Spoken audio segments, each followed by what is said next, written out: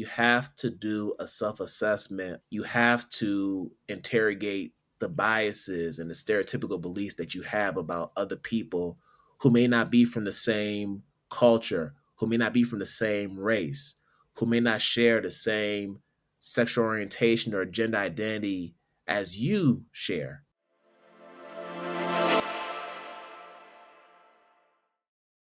Welcome to Innovating Education. I'm Dr. Riley Williams, and in each episode, we explore bold ideas and breakthrough strategies shaping the future of teaching and learning. Today's guest, Kwame Sarfo Mensa, invites us into a transformative conversation about identity, equity, and the power of unlearning in our classrooms. Kwame is a veteran educator, author, and the founder of Identity Talk Consulting, LLC, a global educational consulting firm dedicated to developing K-12 teachers into identity-affirming educators. He was recognized as a top education influencer by Brightbeam in 2021 and 2022, and is also the host of Identity Talk for Educators Live podcast, highlighting the unspoken and unsung heroes in education.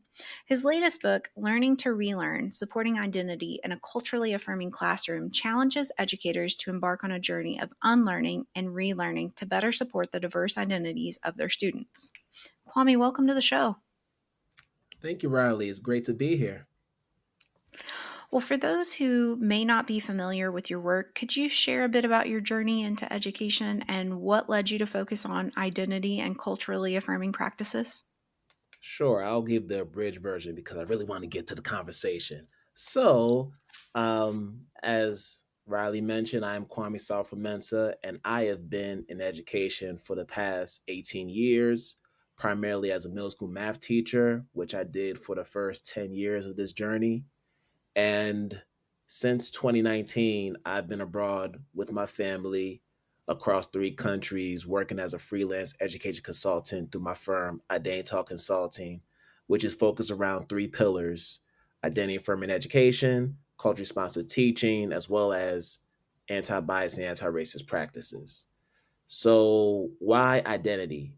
Why the name of this firm, Identity Talk? Well, it all stems from my story as someone who was a first generation Ghanaian American, growing up in a household with 2 parents who migrated from Ghana, West Africa in the late 60s, to being a neurodiverse student who started his first 4 years in a self contained special education classroom, experiencing all kinds of isms from racism to colorism to ableism. That's a part of my early childhood. And then to be in Ghana as a teenager, living there and going to school there and being othered because I came from the United States and I had this accent and I had access to certain places that my classmates couldn't access because of my socioeconomic status compared to them. And then to come back from Ghana and start high school in a predominantly white town where the high school is 500 students enrolled, and out of the 500 students, 15 to 20 of us were Black or African American descent. So you're othered in that essence as well. So that's just been my story. I've always been in situations where my identity has been front and centered for good, bad, or indifferent.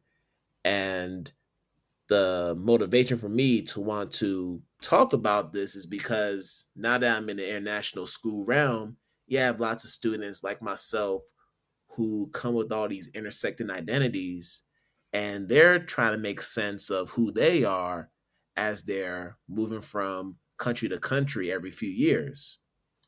So that's really what led me to even want to do this work from what I was doing before, because of the fact that so many students are living my story. And I want to be in a position to provide that support for them so that they can better navigate this very messy yet beautiful world that we live in. Well, Learning to Relearn is such a powerful title. What inspired you to write this book, and what does the concept of relearning mean in the context of education?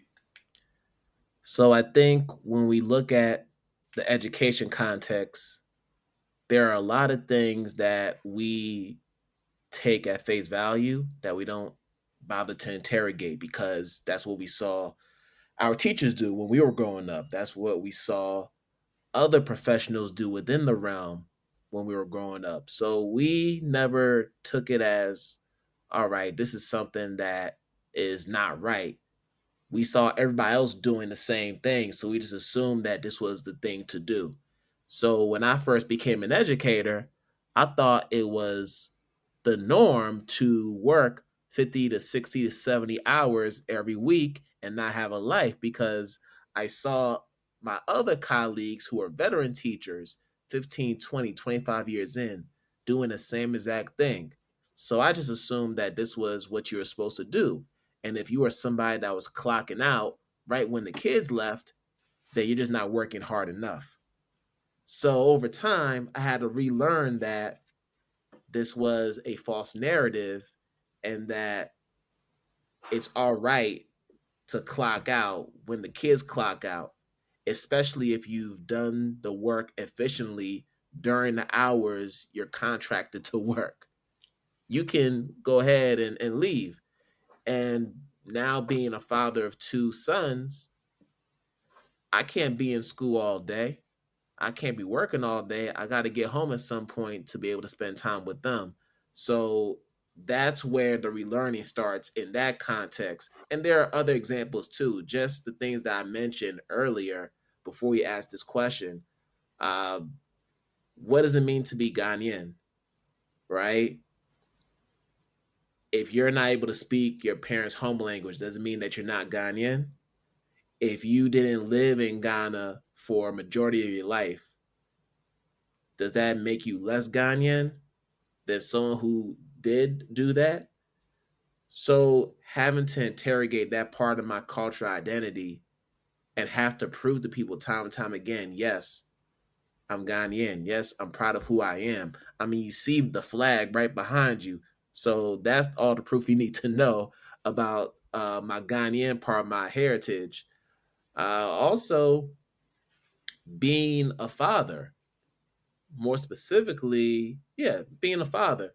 When you're a father, there are certain patriarchal ideals that you are conditioned to believe because of what you saw your father do and how he was interacting with your mom, right?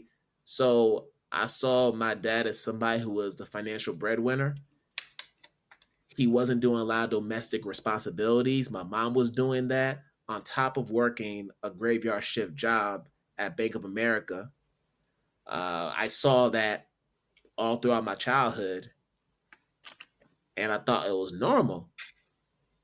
But then being married now for 10 years with my wife and having my two sons, we don't have that same type of relationship because I recognize that the way my mom and dad interacted was not healthy. I knew that in terms of taking care of responsibilities, it had to be more equitable, not equal, but equitable. Like, it's okay for me to cook dinner. It's all right for me to change my son's diapers when they were babies. It's okay for me to show emotion when I feel like I'm not my best self emotionally.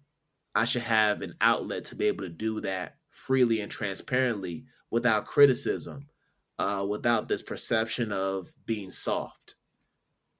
Like, these are some of the messages that I've had to channel into me through this relearning process. And then just being an expat in different countries, I've had to learn how my positionality creates the perception that people have of me. Being from the United States, being college educated, being employed, being of a certain socioeconomic status that allows me to access certain restaurants, that allows me to afford certain items, and to be able to travel to different parts of the world that other people have never, ever had the opportunity to do. These are things that I've had to relearn over time. So when you think about the term learn to relearn, it's really a reiteration or a commitment to unlearning different concepts, different perspectives and ideologies that have been indoctrinated in us from the time that we're birth, to having a critical lens and interrogating what is actually factual and what's actually false, and then making that mental shift to change your behavior in a way that's more humanizing, not only to yourself, but towards others.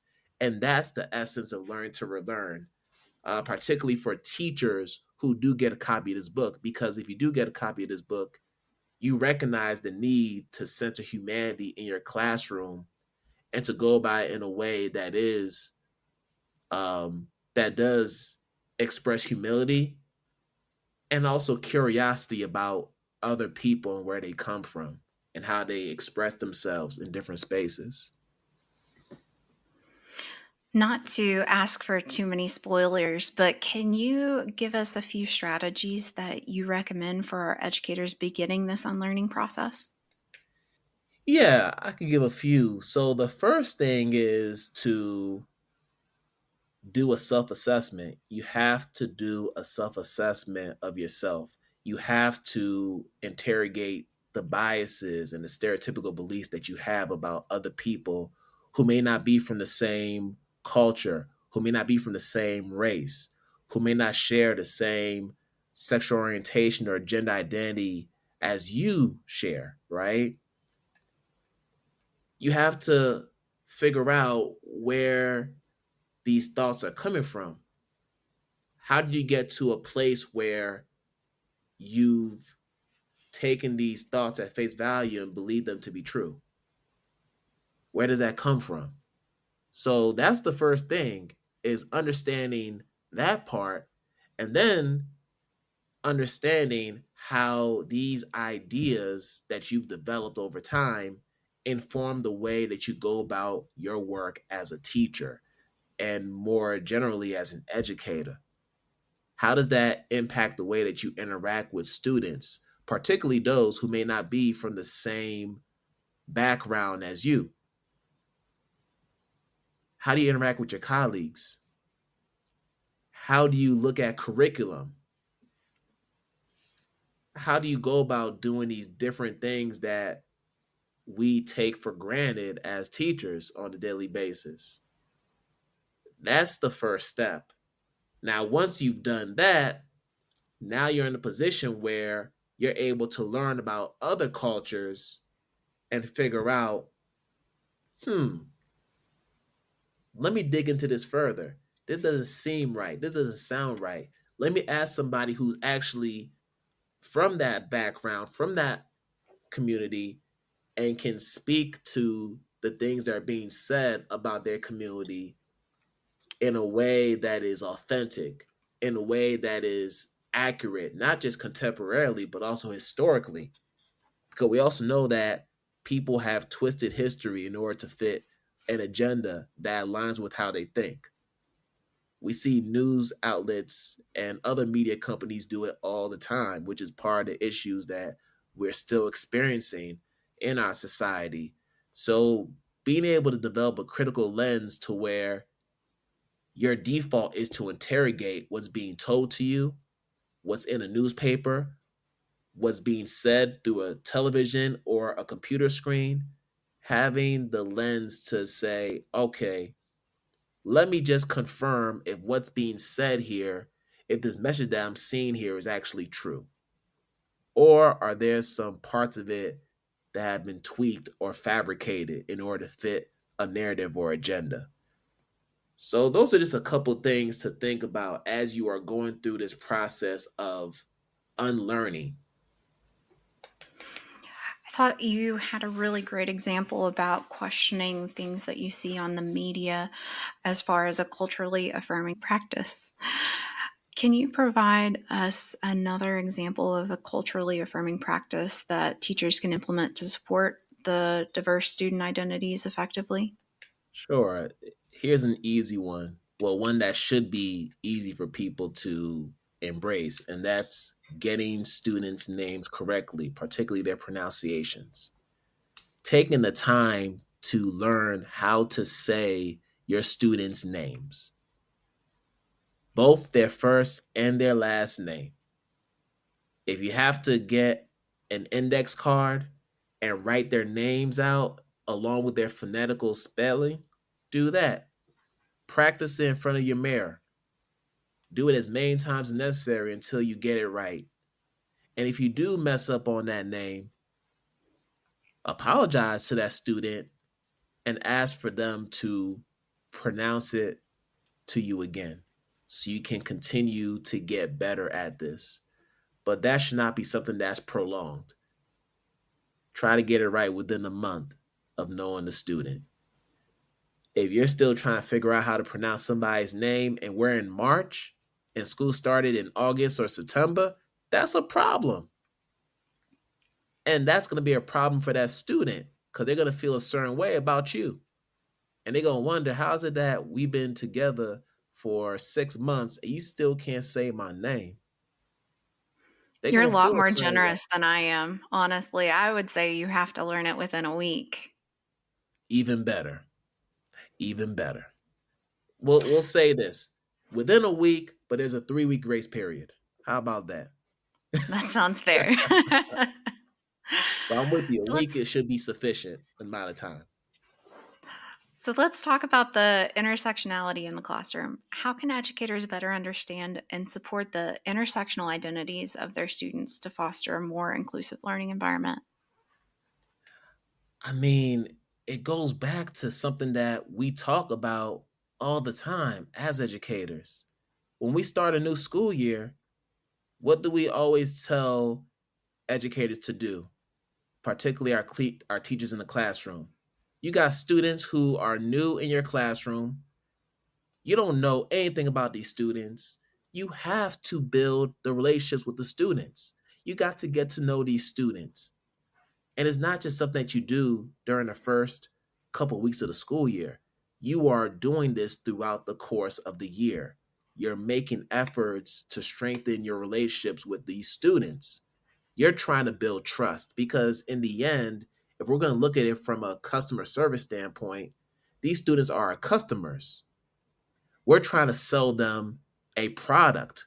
We're trying to provide a value proposition about the type of experience that they're going to have in our classrooms in terms of their learning experience.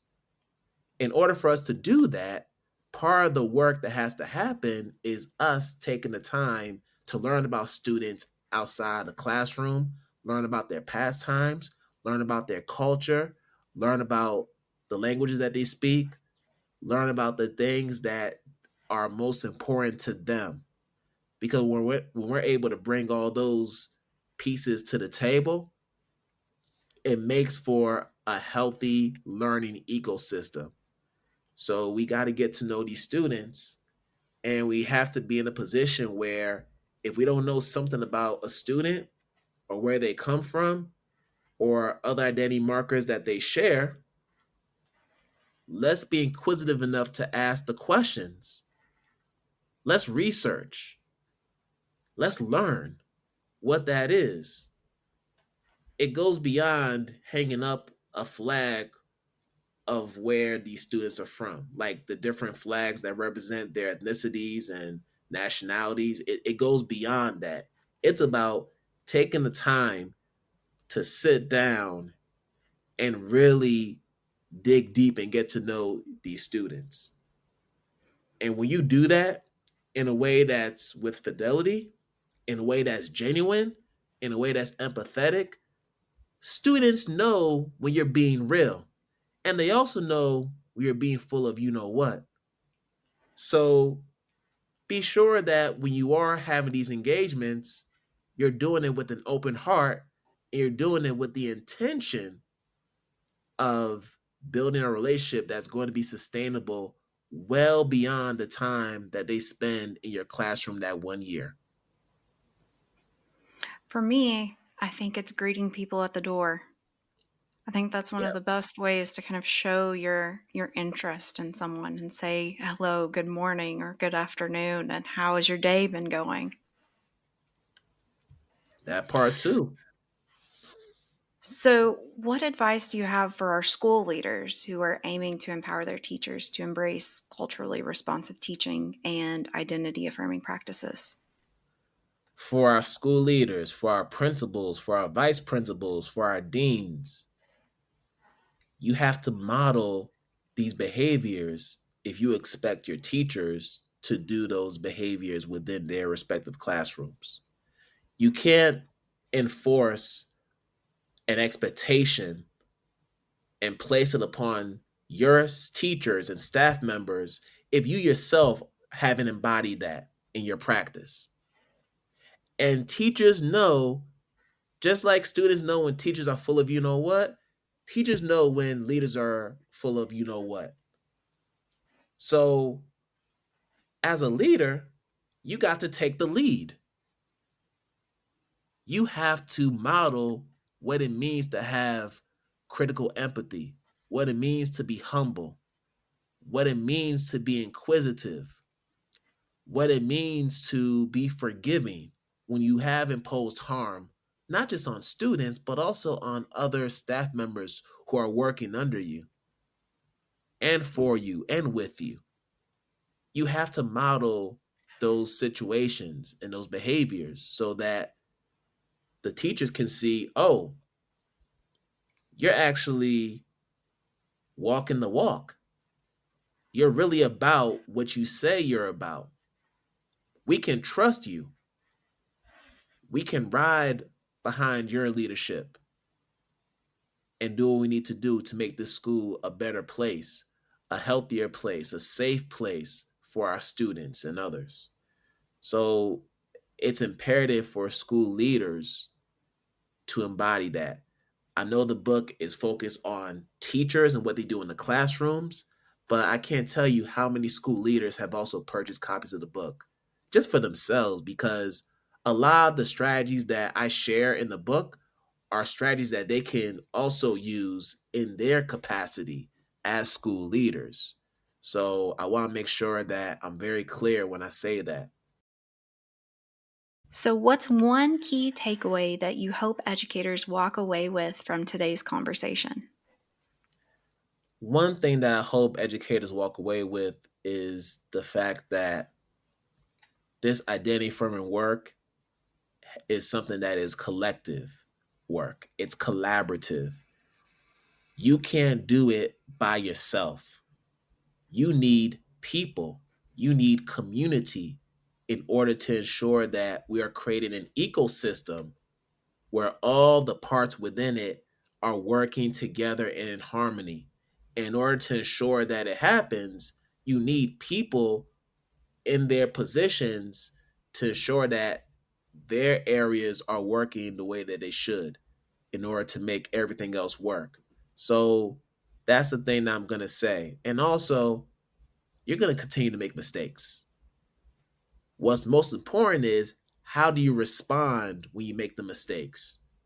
Do you just give up? Do you just throw it in the towel, right? Like, what do you do when things are not going the way they should?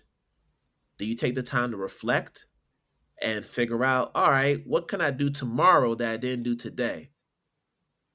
How can I make amends with this student and let them know that, hey, you are still welcome to be in this classroom. You are still an important part of what we do in this community, and we want you to be here. What can you do to ensure that you are sustaining trust with your students and your colleagues too, because they need you as well? So, those are just a few things that I hope people who are listening will consider as we move forward. So, for our listeners who want to learn more about your work, your consulting services, or your podcast, where's the best place for them to connect with you? The best place for them to connect is identitytalkforeducators.com.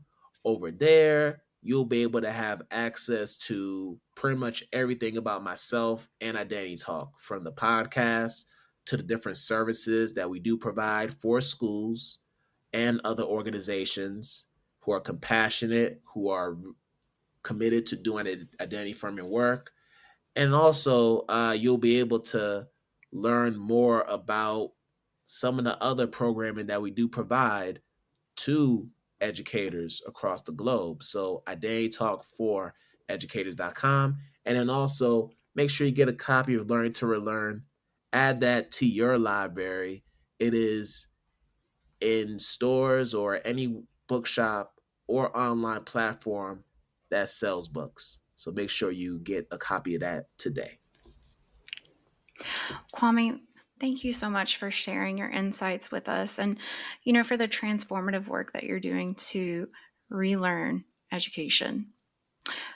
To our listeners, I highly encourage you to check out Identity Talk for Educators Live podcast. I've provided links for you in the show notes, including where you can grab a copy of Kwame's new book, Learning to Relearn, Supporting Identity in a Culturally Affirming Classroom. To our listeners, we're proud to be supported by the Solvia Learning Group, whose commitment to advancing education makes conversations like this possible.